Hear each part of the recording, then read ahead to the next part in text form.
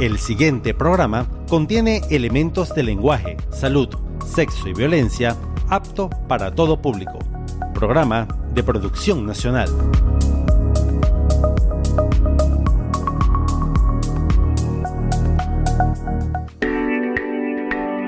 IUS Radio y el Instituto Universitario de Seguros no se hacen responsables por conceptos u opiniones emitidos en este programa.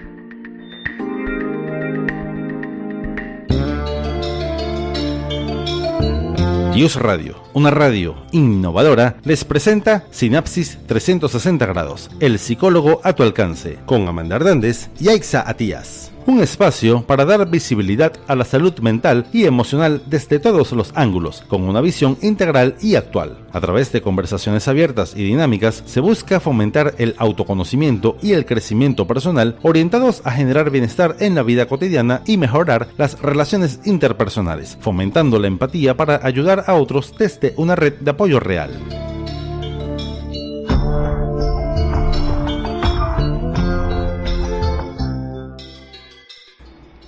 Bienvenidos y bienvenidas nuevamente a su espacio Sinapsis 360. Hoy queremos acompañar a un invitado muy especial, pero antes de eso vamos a nuestros créditos. En la dirección general, Héctor Vadillo. En la coordinación de la estación, Carlos González. En la coordinación de producción, Juan Blanco. En el control técnico, Osmel Sosa. Y en la producción del espacio ante el micrófono, quien les habla, Amanda Hernández, con certificado de locución 53867. Estamos transmitiendo desde la ciudad de Caracas, Venezuela, a nivel nacional e internacional, a través de la página web iusradio.com.be. Bueno, y como les comentaba, hoy tengo un invitado muy especial. Él se llama Michel Delgado y representa el Club de Reciclaje. Representa el Club de Reciclaje. Y bueno, de alguna manera yo conversaba un poco que es donde se transforman ideas, ¿no? Ideas en realidades. Y quería felicitarlos primero por la labor que realizan, porque es lo que yo llamo héroes silenciosos, ¿no? Esos héroes silenciosos que están trabajando por el planeta. Bienvenido, Michel. Muchas gracias por el espacio, a toda la audiencia que me está escuchando actualmente. Y mencionaste algo muy importante para mí, además de mi nombre, que es Michel Delgado, y soy fundador de Recyclers Club de Reciclaje. También trabajo un personaje que es el hombre del reciclaje, o en inglés sería Recycler Man, que es uno de los personajes principales que utilizamos para educar a los niños a través de este personaje heroico, como mencionas. Usamos el poder del reciclaje para cambiar vidas. Sí, ¿no? Y que de alguna manera también digamos, incentivar esto, ¿no? Yo digo que cuando reciclamos también se genera serotonina, dopamina, porque estamos cuidando. Y el ser humano también le gusta cuidar y proteger a otro. Y aquí estamos cuidando en nuestro entorno. Sí, el reciclaje tiene, digamos, muchos caminos depende de qué camino quieras elegir, porque recuerda que tenemos muchos materiales, está papel, cartón, plástico, vidrio, aluminio, y también tenemos el tema de los orgánicos para compostar. Entonces es muy grande el área donde puedes explotar tus habilidades, y dentro del Club de Reciclaje tenemos 3 premisas que son innovación, imaginación y creatividad. Esas 3 palabras claves son las que hacen que las ideas surjan y podamos crear diferentes productos. Hablando de la idea, ¿qué hizo que naciera este club? ¿Cuál fue la idea y qué lo originó? Bien, esto me conectó el tema del calentamiento global, siempre lo menciono, aunque parezca una locura de los 11 años de edad. Cuando estaba en 6º grado de primaria, cuando vi este tema del calentamiento global, me preocupé por lo que estaba pasando en el planeta y vi que teniendo esa edad, siendo tan joven, conecté con el tema del reciclaje, y para mí fue el camino a elegir fue el reciclaje, y he pasado hasta ahora diferentes etapas de este camino, desde el lado, digamos, altruista, hasta hoy en día que ya estamos trabajando en una organización que es sustentable en el tiempo, y ya tenemos productos que hemos probado, que hemos generado, y diferentes campañas que hemos podido incluso trabajar con diferentes empresas. Sí, dijiste algo clave, que es esto de sensibilizar, ¿no? Porque a veces las personas pues no escuchan sobre el tema, no saben, y yo a veces creo que no solo en niños, niñas y adolescentes, sino también hasta en el adulto, porque es como que lo vamos olvidando, ¿no? Caemos tanto en la rutina que olvidamos la semilla, que de alguna manera también es nuestra responsabilidad. Sí, aunque el enfoque siempre son los niños y jóvenes, por la razón de que un adulto quizás ya tiene más de 60 años, 40, 30 años acostumbrado a que todo es basura, y romper ese paradigma, ese sistema es más complejo que un niño que se está desarrollando, un adolescente que está absorbiendo mayor información. pero no descartamos ninguna edad para que se pueda involucrar. Tenemos diferentes edades para esto. Para participar. ¿Hay alguna diferencia también en el género, hablando de mujeres, de hombres? Bien, en mi experiencia he observado que la mujer es la que participa más en este tipo de campañas, de actividades. Es lo que he observado, al menos acá en Venezuela. Dentro de las campañas que se realizan, las jornadas de reciclaje, siempre el impulso inicial es la mujer, pero no es como radical de que solo es un género. Okay. A nivel de la gestión de los residuos, o sea, aquí hablaríamos básicamente de la basura. ¿Cuál sería como esa radiografía de nuestra basura, no? Bien, hay que pensar que el reciclaje no es un sistema 100% ecológico, debido a que esto es importante hacer énfasis, de que no todos los productos nacen para ser reciclados. Hay productos que sí o sí ya son fabricados para hacer basura. Y también está la obsolencia programada, que es que un producto ya no tiene una vida tan larga como antes, que duraba 10, 30 años, sino que ya está diseñado para durar incluso un año. Entonces todos esos productos son los que realmente están causando esta ola de residuos o esta contaminación, porque no se pueden procesar a través de la industria del reciclaje o un proceso que se le conoce hoy en día como upcycling, que es tomar un objeto que, si bien no se puede reciclar, se le puede dar una segunda vida para algo útil, como un mueble, un cuadro, algo decorativo. No está en el proceso estándar de reciclaje del ciclo continuo, pero sí se aprovecha y no se tira al vertedero. Sí, como reutilizarlo básicamente. Sí, básicamente es como reutilizarlo, pero dándole un uso cotidiano. ¿Veríamos esto diferente de repente acá que nos encontramos en Venezuela a otros países? Bien, la diferencia siempre en el tema del reciclaje va a ser la conciencia ambiental, la cultura. Eso es la base para que se pueda entender todo el trabajo, todo el proceso que se requiere, porque no es solo llevar el material al sitio, también es entender que debe estar en buenas condiciones, debe cumplir ciertas características y saber identificar qué objetos no mezclar, porque una vez que tú mezclas materiales que pueden contaminar la producción, puedes dañar toda una tonelada de material que sí se puede aprovechar. Entonces estás dañando un producto que puedes reciclar por no hacer una correcta clasificación. Yo creo que ahí sí vendría el tema de la educación, ¿no? Sí, es muy importante la educación. Hasta yo lo veía como el tema de los plásticos, que si hay que lavarlos. Cuéntanos un poquito sobre eso. Bien, eso es relativo. El tema de lavar los plásticos depende de la industria que lo vaya a procesar, porque yo haría más énfasis en no mezclar los tipos de plástico, que es complejo porque ya son 7 tipos de plásticos reconocidos y las personas no saben. Yo los conozco. Pero hay más plásticos aún que no son de uso común o no son fáciles de identificar. Incluso yo hago énfasis que la industria, en tal caso en Venezuela, debe hacer énfasis en colocar el símbolo de reciclaje con el tipo de plástico. Para nosotros es común identificar un tipo de plástico, pero para alguien que está aprendiendo, identificarlo es más complejo, porque debería tener el símbolo de reciclaje con el número en el centro que identifica el tipo de plástico. Por ejemplo, el conocido PET, que son las botellas de agua mineral, este es plástico número 1 y debe estar identificado en alguna parte de la botella que es plástico número 1, al igual que el número 2 y 3, así. Entonces eso facilita el trabajo tanto para el que hace el proceso del reciclaje como para la persona que lo va a llevar a clasificar. Pero entonces no se cumple, o sea, no todas las botellas tienen esto. A nivel mundial no todas las botellas tienen esa identificación. O sea, si nosotros como consumidor debemos exigir que siempre esté identificado para facilitar el trabajo y que realmente el proceso de reciclaje sea algo lineal, algo más fácil, algo más sencillo y no complejo. ¿Eso se enfocaría desde un tono individual, o sea, que cada persona, ¿sabes?, lo ejecute, o también se trabaja a nivel familiar? Depende de la zona, porque hay zonas donde son más fácil llevar las cosas, otros te tienes que trasladar, entonces es un factor que influye. Si tienes un centro de acopio cerca, puedes ir en familia, porque no tienes que tomar un vehículo para dejar los residuos. Pero ya cuando tienes que llevar un vehículo, entonces el residuo va a ocupar ese espacio que puede ir un familiar. Entonces eso influye en ese aspecto. Acá en Caracas específicamente, ¿qué centros de acopio existen? Bien, yo siempre recomiendo que es la jornada de reciclaje, digamos, que yo empecé a hacer mis pasantías y conocer cómo era acá el sistema. Es en el Parque Aruflo, si no me equivoco, creo que este primer sábado de este mes va a haber una jornada allí en el Parque Aruflo. Eso es todo el primer sábado de cada mes en el municipio de Chacao. Cerca de la estación de metro Altamira, para que se puedan ubicar los que no están ubicados. Bajando, allí siempre, cada primer sábado de cada mes, puedes llevar papel, cartón, plástico, vidrio, aluminio, y vas a aprender a clasificarlo. Es como el punto más constante que hay en la ciudad, según yo tengo histórico.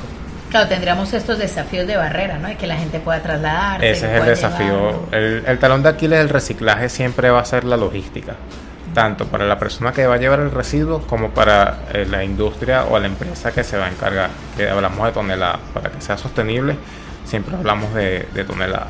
Okay. Yo tenía por aquí un dato, no sé si es exacto, tú me corriges, que en Venezuela se genera 23.000 toneladas de basura diaria.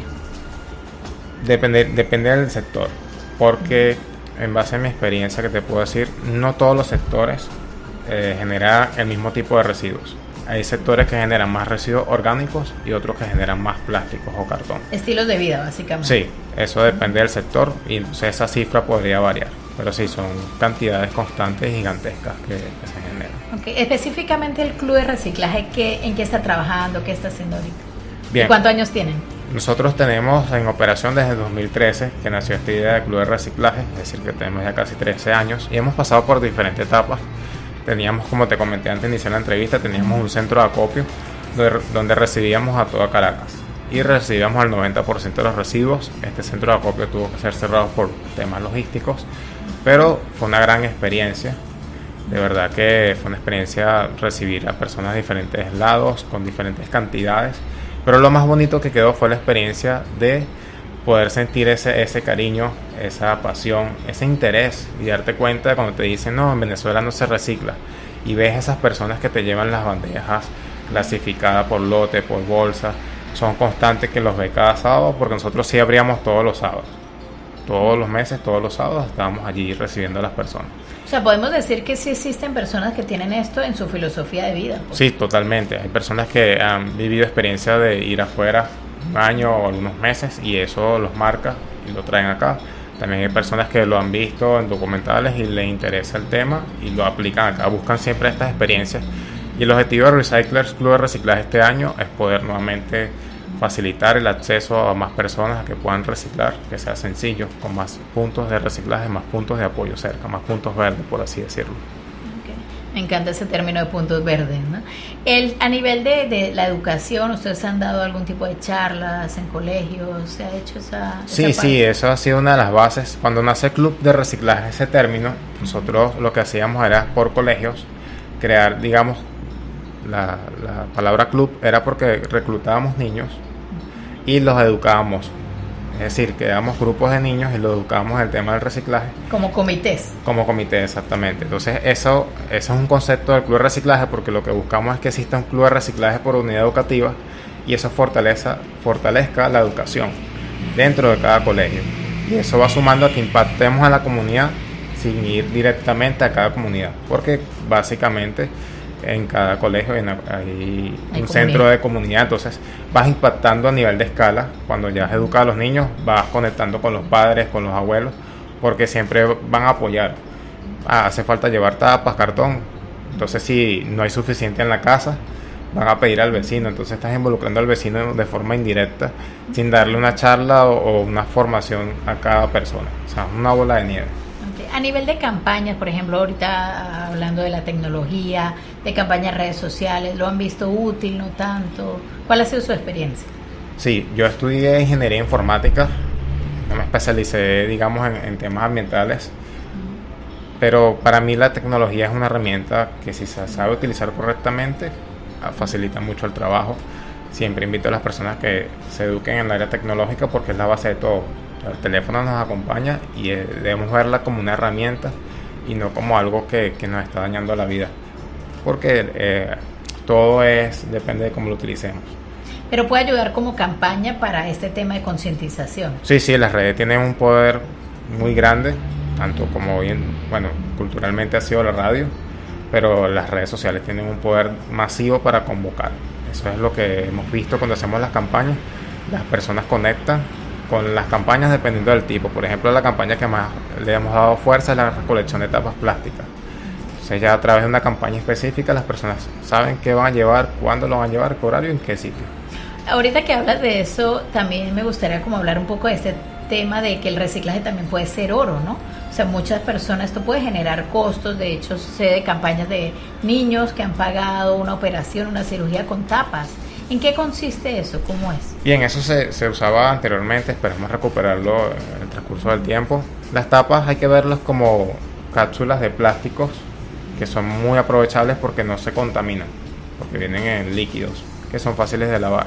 Entonces eso lo clasificas por color y es materia prima para fabricar nuevos productos como tobos, cualquier material, banquitos, todo eso es materia prima no virgen pero de buena calidad. Entonces la industria lo compra y eso genera un fondo para poder sostener ese tipo de costos. Claro, todo es relativo porque la industria del reciclaje es volátil.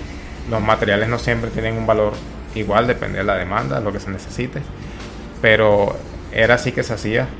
Se llevaba tapas a la industria, pagaban por eso, igual con el papel, y eso era lo que permite la sostenibilidad. Pero todo eso es dependiendo del costo logístico. O sea, si la logística es viable, vas a poder mantener el proceso. Pero si pudiéramos verlo como que detrás del reciclaje también hay dinero, o sea, pudiéramos hablar de que el reciclar más allá de cuidar también el planeta, esto puede crear ese incentivo de que hay personas que viven de esto, ¿no? Sí. Yo conocí muchas personas, basureros o esos containers que recolectaban el papel, el cartón y ciertos materiales y con sus carretillas lo llevaban a un sitio específico donde se lo compraban. Y hay personas que viven de esto aquí y en otros países del mundo. Son más organizados en el sentido de que tienen chalecos, llevan brigadas, tienen unas carretillas más voluminosas donde pueden llevar más material. Entonces, y empresas dedicadas quizás a algo específico. De hecho, entre lo que revisaba veía que el aluminio a veces se recicla más que el plástico. ¿Por qué? Bien, ahí hay un tema importante que hablas del oro o lo valioso. En unos 10 años ya no se va a minar en la tierra, sino se va a minar en la basura. Es decir, lo más probable es que se empiece a extraer de los vertederos que ya están enterrados, buscar lo que son los minerales, las tarjetas madres, todos esos procesadores que están en la basura. Va a ser más fácil extraer esos minerales de la basura directamente que de la tierra. ¿Por qué? Porque cuando explotas para extraer, por ejemplo, hablamos del aluminio. Para extraer aluminio tienes que explotar 10 toneladas, de las cuales tienes que hacer un proceso de clasificación, lavado, y supongamos que aprovechas 1 tonelada. Entonces todo ese proceso de destrucción que estás ya dañando la tierra, el traslado a la planta de procesamiento y todo el proceso y el costo energético básicamente para procesar de la tierra a tener el producto final es mayor que traer la lata directamente y procesarla nuevamente. Algo bonito del aluminio, a mí me encanta el aluminio porque se puede procesar 100 veces y 100 veces sigue siendo aluminio. A diferencia del plástico que tiene memoria térmica, que cada vez que lo recicla va perdiendo propiedades.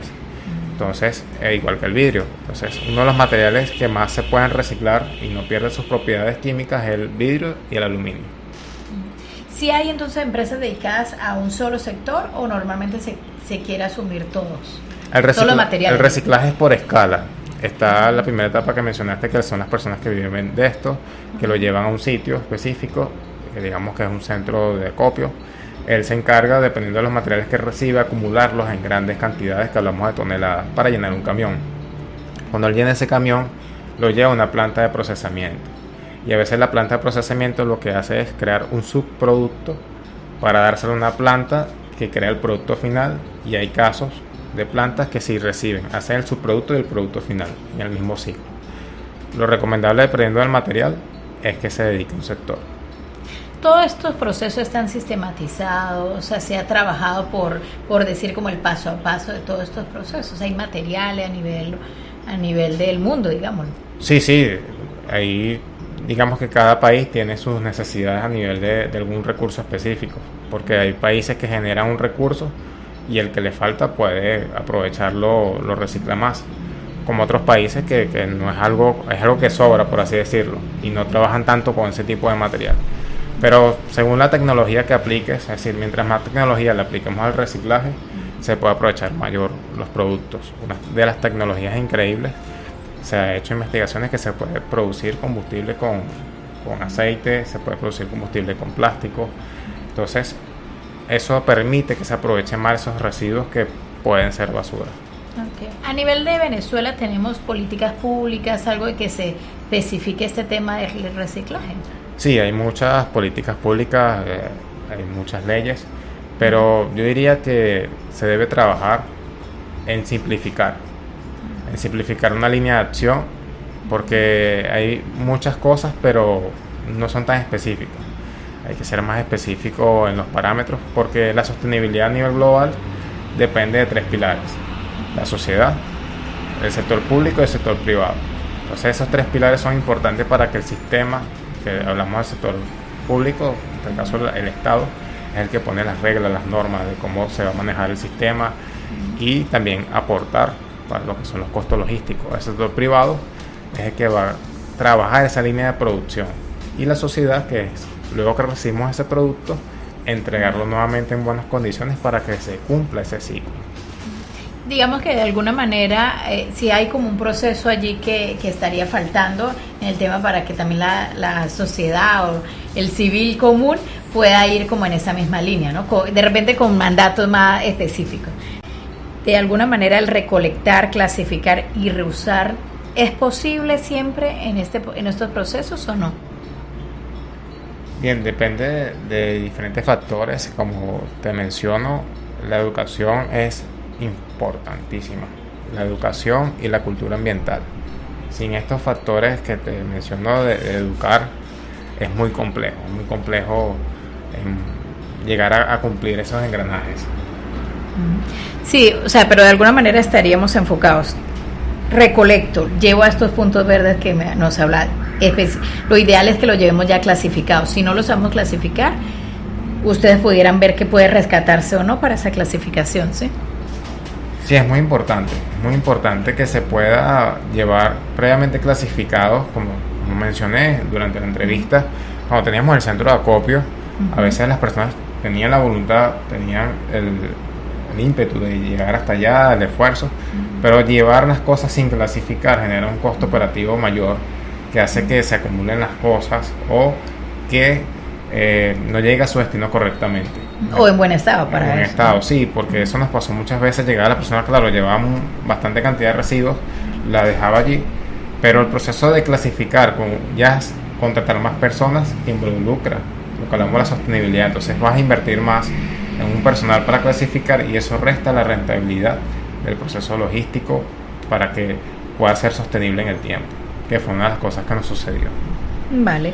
Por ejemplo, acá en unos datos curiosos que tenía, que una lata de aluminio puede darnos energía hasta de 3 horas. ¿Eso es posible y cómo funciona eso?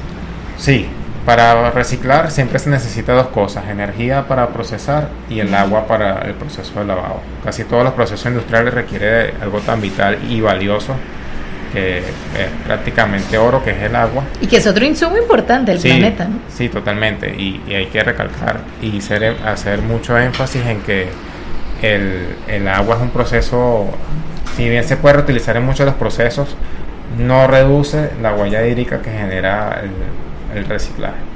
Si bien consume menos agua que el proceso estándar de producción, sigue consumiendo agua, al igual de que sigue consumiendo energía. Eso me encanta hacer énfasis, porque no me gusta romantizar que el reciclaje es bueno con el mundo en todas sus cualidades y no genera ningún tipo de contaminación. También hay que considerar que el reciclaje consume agua, consume energía, pero sí, cada producto, dependiendo de su proceso, genera menos energía, consume menos energía que, como te comenté, extraerlo directamente de la fuente del origen. Claro, hablaríamos de que, bueno, de que se utiliza el agua, se utilizan otros recursos, pero siempre el reciclaje de alguna manera va a recuperar más y va a apoyar más al planeta de lo que se está consumiendo al reciclar, entonces. Depende del producto, porque recuerda que en tal caso el aluminio y el vidrio se puede reciclar 100 veces y no pierde sus propiedades y puedes mantener el ciclo, pero con el plástico ya llega un punto que no se puede aprovechar al máximo porque pierde sus propiedades en cada reciclado.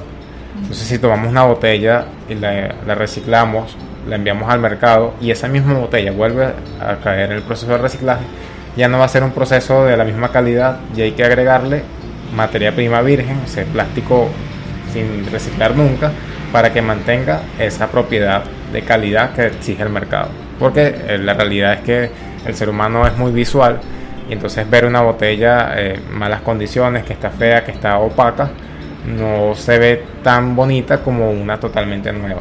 Entonces todas esas características como consumidor es un llamado a la conciencia que debemos impulsar, de que no importa si se ve totalmente nueva o se ve opaca, pero que se garantice que es una botella reciclada, que es una botella que está en un proceso de poco consumo de energía, por ejemplo. Ok, comprendo en ese sentido. ¿Cómo se asocia el tema del plástico con que eso se puede reusar en una camisa? O sea, ¿cómo va de que el plástico se puede convertir en franela, camisa o...? Allí hay una frontera, porque si esa franela no cumple un correcto, digamos, una vez que la franela no se utiliza más, si ella cae nuevamente donde no debe, va a generar igual microplástico, que ese es el mayor problema que estamos viviendo hoy en día, porque ya se demostró que el microplástico está en la sangre, está en los alimentos, está en los animales. Entonces yo diría que hay que pensar bien en qué se está transformando el plástico, en qué producto final, para que no se convierta en microplástico. O sea, que tiene su cuidado para que sea de calidad, digámoslo así. Sí, que sea de calidad y que sea un material que en el futuro se pueda procesar y no sea algo que se deseche inmediatamente, como te comenté, que no sea algo que lo transformó hoy, es un producto que tiene una línea ecológica, pero que la persona ya, digamos que este proceso fue de horas, de gasto de energía, y que la persona lo usó un solo día y lo desechó. Entonces ese es como el punto, digamos, ese límite, esa frontera de cuando es ecológico y cuando realmente el producto impacta al medio ambiente. No sé si me logro explicar en ese punto. Sí, es un buen punto, porque de alguna manera es como una línea delgada, ¿no? Pero que de alguna manera sea sostenible por largo tiempo. Es correcto. Es que la sostenibilidad en sí no está siempre como en el proceso del reciclado, sino realmente en cuánto ese producto es utilizado. Debe ser funcional. Algo curioso que me llama la atención, hablando de esto, que en esta entrevista me encanta, que me están surgiendo varios recuerdos. La persona que inventó la bolsa plástica la inventó con el objetivo de que se reutilizara muchísimas veces, y que en ese momento se utilizaba solo bolsa de papel, ya no se utilizará tanto la bolsa de papel para talar árboles. Entonces imagínate, él lo creó con ese objetivo, pero hoy en día el consumo hace que usemos tantas bolsas plásticas, no las reutilicemos y contamine el medio ambiente. Entonces un objetivo que nació para reducir la tala de árboles, hoy en día se volvió uno de los problemas ambientales. Se malinterpretó, diría yo, completamente. Y de hecho, para eso creo que habrá salido este tema de las bolsas de tela, para que las personas puedan reusar bolsas de tela, ¿no? Es correcto. El tema de cómo hacemos daño al ambiente, ¿no? Yo creo que hay palabras o cosas claves para este tema de cuidar de repente las playas. Yo lo hablo mucho cuando voy a las playas, que me he puesto hasta a recoger cosas, porque es increíble como uno llega y encuentra la playa limpia, y cuando sale hay un montón de desechos, ¿no? Sí, incluso hablando de Venezuela, existe el Día Internacional de Limpieza de Playas. También es el Día Mundial de Limpieza de Playas, se hace, digamos, a nivel global, que es el tercer sábado de septiembre.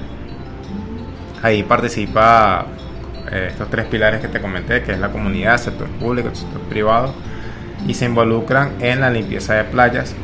Pero no siempre es solo la limpieza. O un día. No es solo un día, yo hago más énfasis, no importa cuánto recolectes en la jornada de playa, si puedes recolectar 100 bolsas ese día. Lo importante, como me has mencionado, las redes sociales, el poder de las redes sociales es, cuando recolectemos esas bolsas, es documentar cada detalle y que ese mensaje trascienda. Ahí está el poder de las redes sociales. No importa tanto la cantidad que recolectas hoy, porque el origen de esa basura, cómo llegó ese residuo allí. O sea, no llegó solo.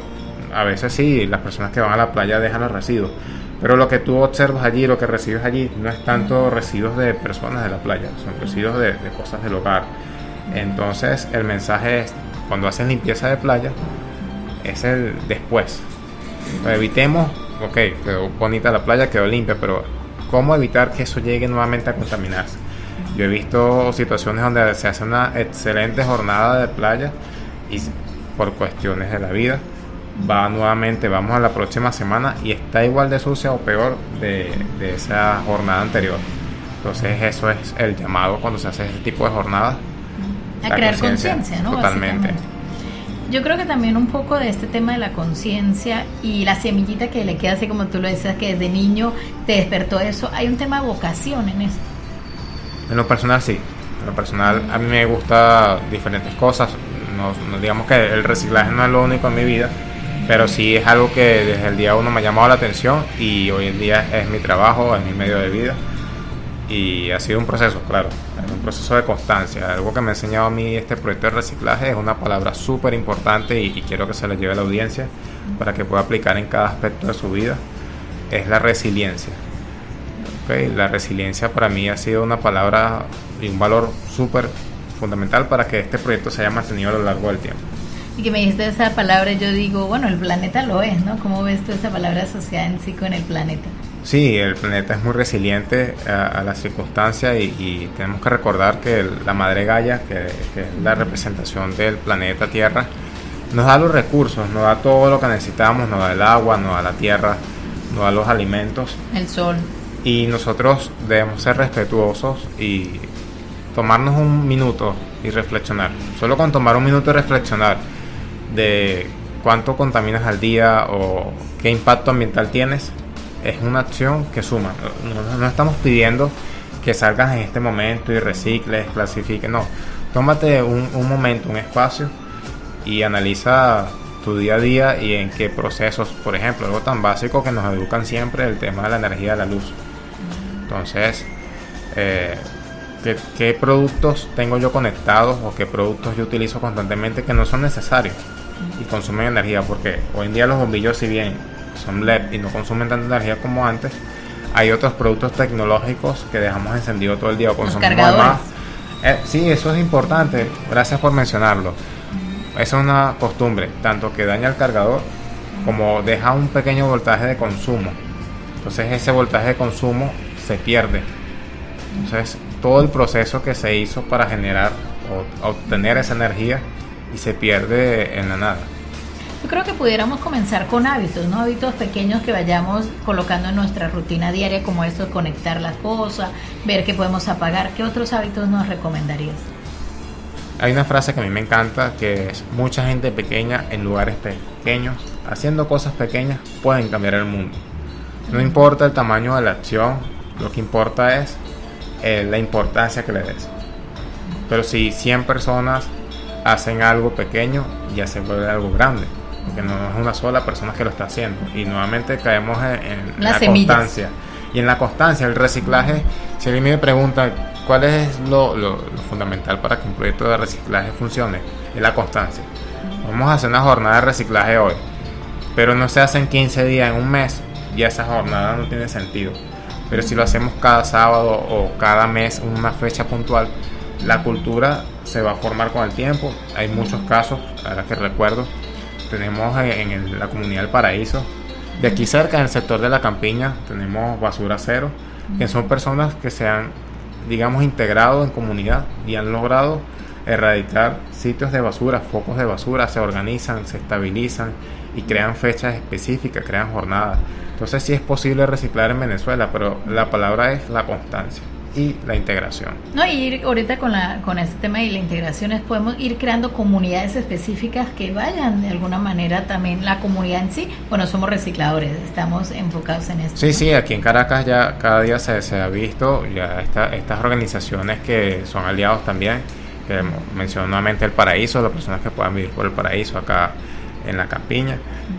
Son personas que los felicito por la constancia que han llevado y cómo han logrado mantenerse en el tiempo.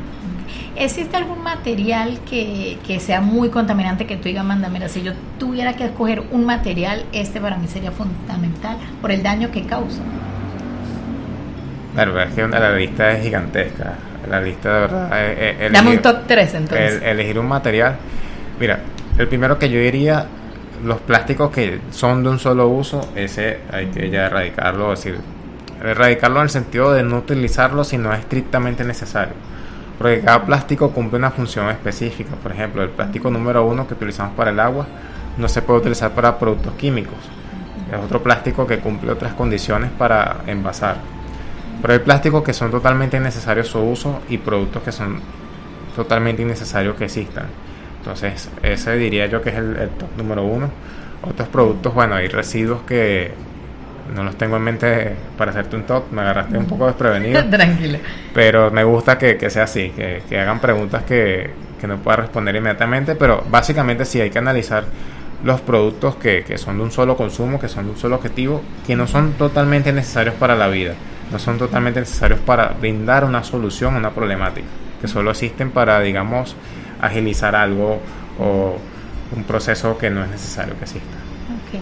A nivel de estos errores que tú nos comentabas hace un rato, de los que cometemos cuando vamos a querer clasificar, en el día a día, donde coloca, porque normalmente la mayoría de las casas es solo una basura, todo lo colocamos allí. ¿Qué pudiéramos hacer para separar esto? Y a veces vemos que si el rojo, el azul, el verde. Mira, establecer este sistema, yo diría que no es tan sencillo. Incluso para mí, debo confesar que en mi propia casa para mí es complejo reciclar. Si bien yo trabajo el reciclaje y sé cómo hacerlo, para mí a veces es complejo por eso no tener un contenedor inmediato que no tenga que ir a más de 10 cuadras, por ejemplo, exagerando. Pero es complejo y a mí me encanta, lo que se aprovecha en mi hogar es el tema de lo orgánico. Es decir, todo lo que son los residuos orgánicos los aparto y tengo un compostero para alimentar lombrices. Entonces, en un inicio ya separando lo que es orgánico de todos los residuos que son sólidos y no orgánicos, ya eso es un paso gigantesco.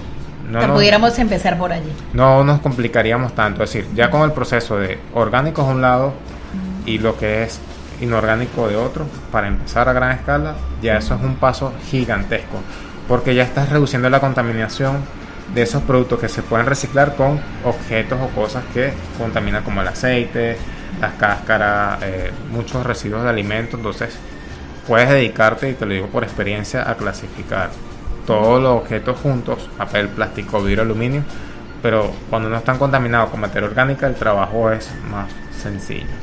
Genial. Y si podemos unir esto con hobby o cosas que nos apasionen, por ejemplo la música, instrumentos que conversamos un poco. Sí, hay algo que es la percusión, que se utiliza ciertos envases con ese eco y se puede hacer un buen sonido. En muchos casos, los invito a buscar en internet. Hay personas que llenan las botellas de vidrio con agua y hacen sonido, hacen las letras musicales, la escala de las letras, y a partir de ahí, la imaginación y la creatividad es el límite.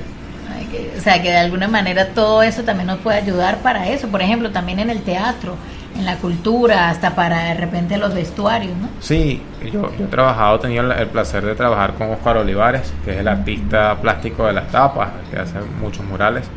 Y es algo increíble como el arte, un artista está usando como materia principal de trabajo las tapas plásticas, y cómo eso crea un impacto tanto ambiental como social. Y sostenible, que es. Porque también le brinda ofertas de trabajo y empleo a las personas que colocan el material para pegar las tapas y toda la logística que requiere para complementar ese mural. Pero lo que hago énfasis es cómo hay un antes y un después del mural. Sitios o paredes que eran sombrías, grises, opacas, y hoy en día con ese mural es algo que tiene estética, tiene brillo, tiene un mensaje de trasfondo. Y lo más increíble, lo que invito siempre a las personas cuando ven este mural o los murales, es que vean cada tapa y los ves de distante y piensas que es cerámica, que es cualquier cosa. Cuando te acercas y ves con cada detalle que es una tapa, dices wow, o sea, cómo una tapa se puede transformar en algo tan bello. Sí, de alguna manera también esto, ahorita los invito también al Museo de Bellas Artes, que ahorita hay una exhibición que tiene obras con reciclaje. Entonces yo creo que es eso, saber que todo esto que podemos hacer por el planeta nos ayuda a de alguna manera a trabajar todo esto. Sí, es eso, el reciclaje es para todo, para todas las edades. Como siempre repito, la imaginación, creatividad e innovación invita a que... Yo cuando empecé con esto empecé haciendo juguetes. Empecé haciendo juguetes con cartón y latas, y imagínate, un niño, un joven haciendo esto, lo volvió a través del tiempo algo que es su trabajo. Y algo que quiero compartir con la audiencia, que es bastante gracioso.